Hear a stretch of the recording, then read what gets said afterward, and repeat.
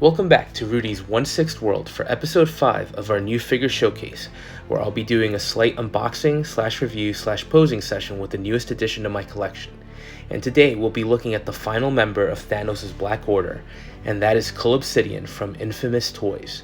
Now, this is an unlicensed third-party figure, so they are calling him the Dark Star, but it's obvious it's Cull Obsidian from Infinity War and Endgame. Now, Infamous, I think, is a subsidiary or another name that Toys R Us uses from time to time, and they've been a big player in the third-party game for a while now. And they are the only company at this point that's tackled the Black Order, so I do have a lot of thoughts here, but let's just jump into the figure first. And immediately, first thoughts here are he is massive. He is a huge, imposing figure. The box itself is insanely tall, and you know what, for good measure, I'm actually going to bring in the Hot Toys Infinity War Thanos, just for size comparison, and you can see how enormous this figure is.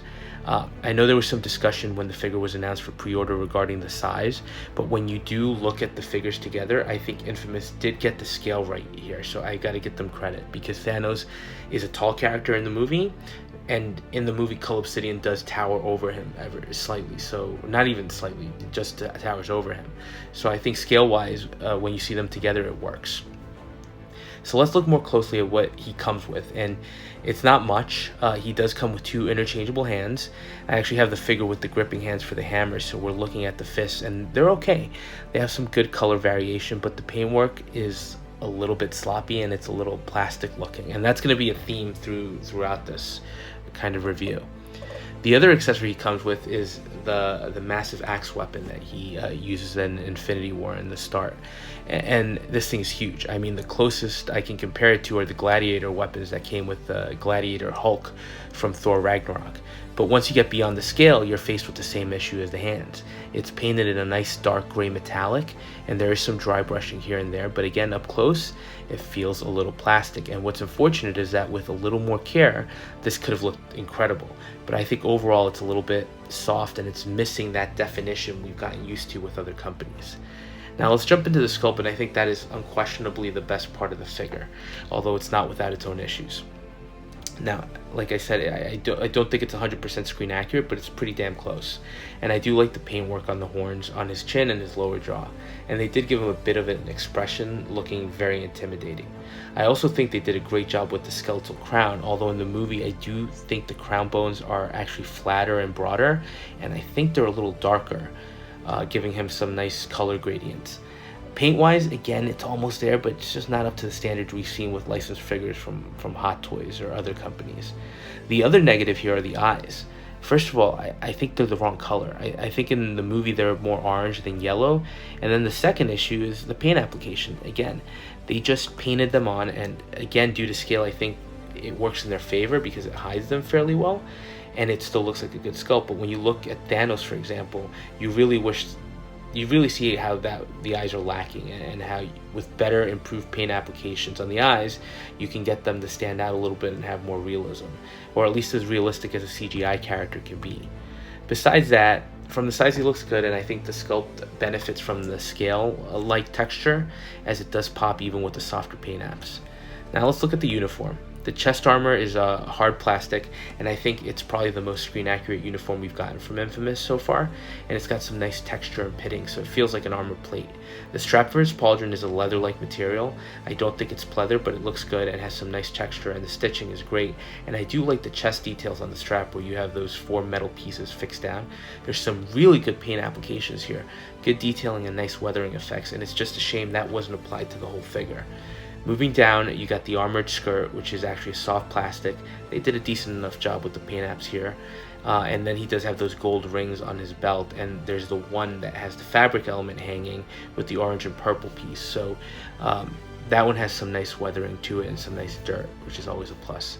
Pants here have some nice texture. It's almost like a reptilian style, and it's more in line with the typical materials that Toys R Us uses. And finally, the boots are split cut. Not much to say there.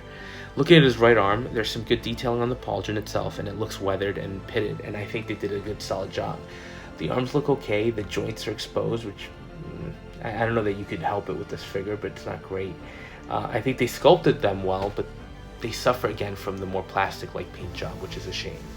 Looking at the left arm's highlight are the bone spurs directly on the shoulder, which again, sculpted well. Pain is the only issue here, but it's all serviceable, and I've seen worse, and I know that doesn't sound like a ringing endorsement, but it's just kind of a statement of fact right now. Now we have to talk negatives, and I'm going to be very honest with you on the negatives, and I'm not going to sugarcoat those. First off, I took some video, which you can see right now, of the waist joint, and this is just atrocious. It's horrible. If you look closely, there's a visible gap, first of all, which is not great at all. Sure, you get some weight articulation, but it just looks bad. On top of that, you can see how the fabric for the pants comes up and folds into the joint. My guess, they were trying to have the pants held really well down by pressure from the torso attaching down to the legs, but they left the gap. So from a manufacturing point of view, it's a fail. Also, because of the gap, at some points the torso just doesn't align with the legs, and you can actually see the folded fabric. So it's just a poor, call it design or lack of quality control. Is it just mine? I don't know, but I'm not happy at all about that, especially because this was an expensive figure, and I know you're all probably saying it's a third party. You knew what you were getting into, and I do realize that, but this feels like a really basic miss that could have been improved with some very minor quality control. Second major issue with this figure, the joints are all loose. I doubt you'll ever need to put this figure in a super dynamic pose. Not that he can achieve those, but that's another comment down the line. But even in a museum pose, he's so heavy that the ankle joints, the knee joints, and the torso don't keep him upright well enough. I actually had him fall on me twice, and he hit my wall and messed up the paint, so that's got me a little upset as well. But it's just at this point, for figures this big, we should be getting some ratcheted joints to hold the figures locked in place. It's not a crazy request, it's just something other companies are doing to make sure figures stand up, and this guy would have benefited 100% from that. As it stands, you'll get him in a museum pose, maybe holding the axe, and that's it. And he's heavy, so just caution.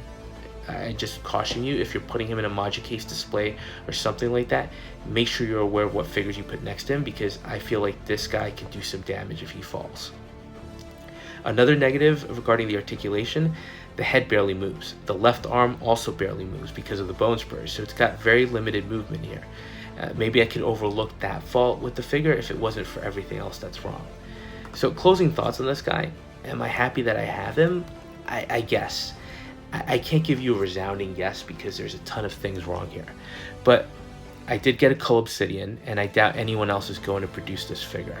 And with him, we know we have the entire Black Order now. But I'll be honest, I can't in good conscience recommend that anyone pick this guy up. The negatives here are really bad, and for the cost, if this is just something you're mildly interested in, your money would be better served spent elsewhere. The only reason to think about this guy is if you're like me and really wanted that Black Order line and those villains. And even then, just be prepared to deal with all these issues.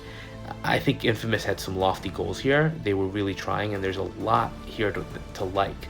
But the negatives just really impact how I feel about this overall. And it's a shame because when you look at all of the figures together, it actually looks pretty good. Benefiting probably from having this guy more in the background than anything else. But I think that's the saving grace for me. He's going to be in the background, and in that position, he has presence and he looks good enough for me. But I have to reiterate, if you're on the fence with this guy, I think you'd be well served to pass. And look, maybe I just got a bad figure with bad joints and the torso thing was just terrible on mine, and maybe if you do get yours, you won't be like that. But I have a feeling this is going to be a more common problem with these figures overall. So what do you think? Looking at Cull Obsidian, how would you rate it? And if you think I'm being too harsh, let me know. Would I buy him again, knowing what I know now? The answer to that is I don't know, and that's not a good way to feel about one of these big purchases. So that's it for now. I have to say I'm a little disappointed, but what can you do? Now, if you are enjoying the content, please go ahead and like, comment, and subscribe, and we'll touch base on the next video.